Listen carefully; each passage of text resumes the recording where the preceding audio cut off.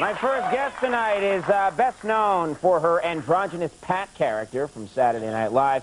She now stars in a brand new film that's based on her one-woman show called God Said Ha. Please welcome a very funny lady, Julia Sweeney.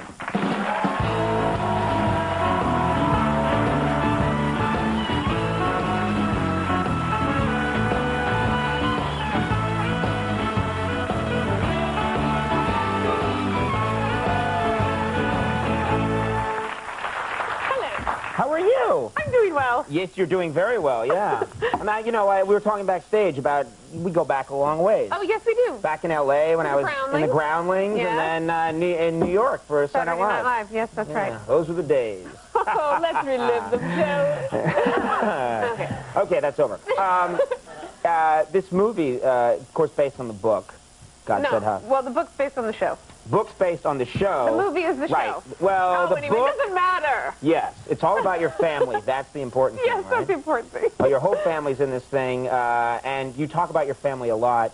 Your dad's in this. Yes. And he's kind of a funny character. He's a lawyer, right? Well, he's retired now, but he was he's assistant U.S. attorney for many years, and he specialized in Indian land law. And, you know, when I was growing up, it was really cool and politically correct to say, oh, my dad's an expert in Indian land law, but what we didn't explain was that my dad wasn't exactly on the side of the Indians. What? Really? Well, you know, they would have these reservations, and then if the Indians, you know, if there's something valuable on the land, my father would, you know, and the government would come in and swoop in and take it back. That was your dad's job, to go in there? Terrible! If they found anything of value? Well, you know, it's a very hot political topic now. But anyway, wait a minute.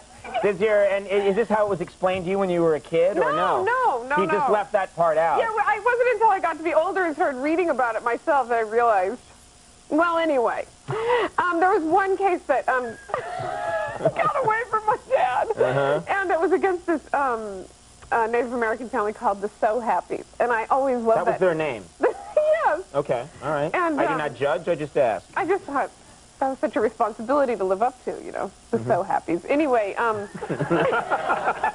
like, what if they're having a bad day? What if it was like Julia Funny Lady? What a nightmare. Okay, right, anyway.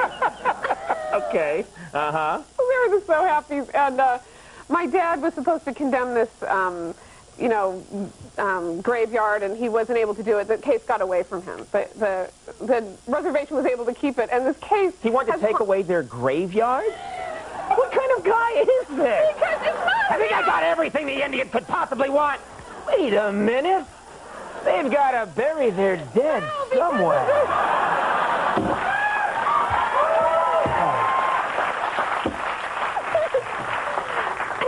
It was because they were putting dams up for electricity. The government was? The government was. Oh, well then... They were going to flood that area. Oh, well then I have lost all sympathy with the Indians and this Native Americans, whatever, you know. Anyway. Okay. So that's the So Happies. So now the So Happies beat, they beat... they won. They won. They won against your dad, and the So Happies won. Well, yes, they did, yes. Although my dad still, you can find him in the kitchen late at night, you know, with his hand on the counter looking at the linoleum saying, those damn So Happies. Does he have a long, thin mustache? No, he doesn't. Tall, black hat? No, he's sweet.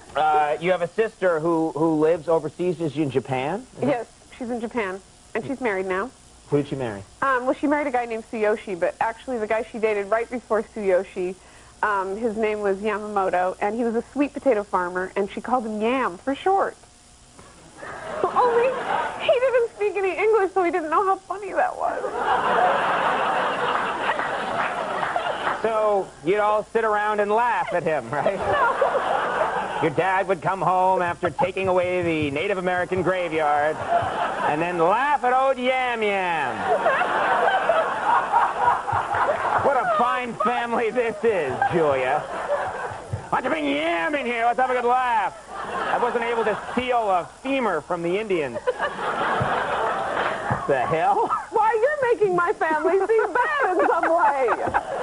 That's my job. Well, the guy she's married to now. Tsuyoshi, yes.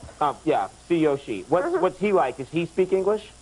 No, he doesn't speak any English. So, it's you know, like Meg brings him home, you know, for like 4 or 5 days, and it's so difficult because, you know, your facial muscles get such a big workout because the only way you can communicate with him really is just go, ooh, or, dinner and, you know, and then he's like, He probably thinks you're all crazy. He probably does. He's probably just sitting there watching these people go,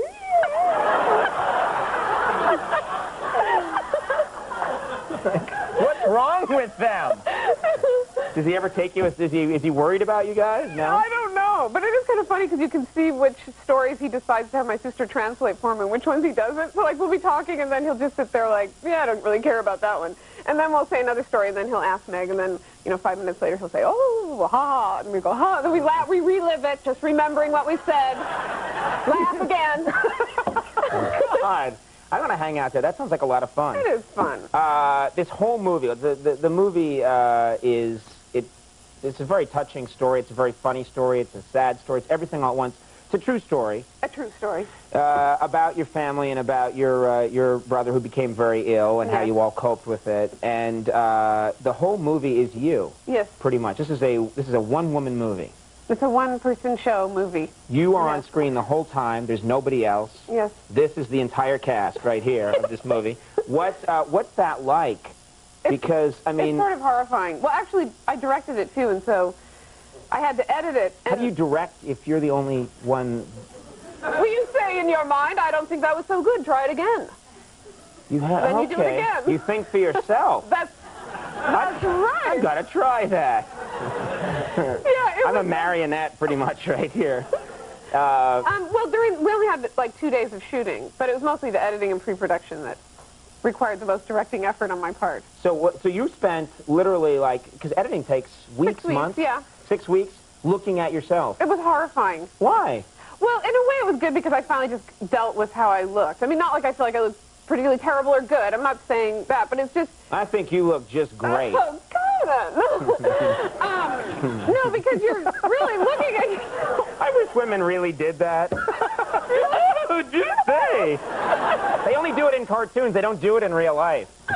But, I do. Oh, really? Oh, good. All right. Anyway, so yeah, I edited it for 6 weeks. And then my first cut, Quentin Tarantino was executive producer on it, so I'd show him like a new cut every few weeks. And the first cut of the movie we were watching, and he goes, well, you know, why did you make that cut? And I said, well, because I'm much more attractive from the left side. He goes, oh. And then we got to another, he goes, now why'd you make that cut? And I go, well, because the lighting was getting a little harsh on me. He goes, why don't you go back in the editing room and, like, do a cut based on performance? Maybe you should think about that. He probably wanted some guns in there, too, right? He tried to have a scene where my ear got cut off, but I didn't say it worked. It might upset people just out of the blue. Yeah. Anyway. That would make Yamamoto go, ooh. God Said Ha opens next Friday in New York and Los Angeles, and then it will open nationally after that. Yes. And it's really quite something. People should go out and check it out. Julia, thank you very much for... Oh, Conan. Oh, Conan. Julia Sweeney, thank you very much for being here. Julia Sweeney, everybody. Eric McCormack coming up from Will and Grace. We'll take a break. We'll be right back.